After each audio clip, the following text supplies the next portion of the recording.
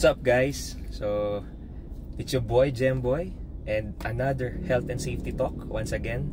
At maraming salamat sa mga nagme-message sa akin, and I really appreciate yung mga commendations ninyo and the positive feedback. So meron nagtanong ulit, sagutin natin. Sabi niya, ano daw yung karapatan ng safety officer at ano yung dapat gawin kapag pinag-iinitan siya ng employer.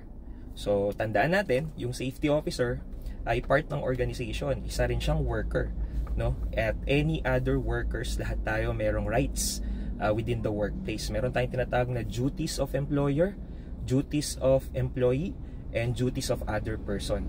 So you have to remember na kapag ginagawa mo yung tama, yung trabaho mo, at sinusunod mo yung company policies, wala ka dapat ikabahala. At bawal na bawal yung illegal dismissal, kasi yung illegal dismissal ay pwedeng mauwi sa complaint ng isang employee.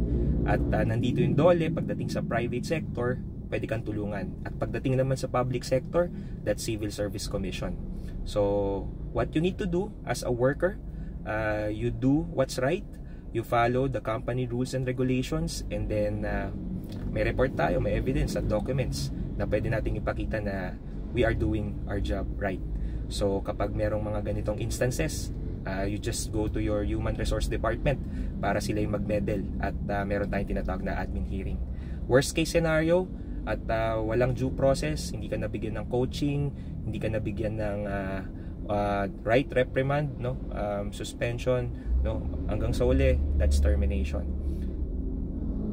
Pwede kang lumapit sa DOLE at tutulungan ka nila.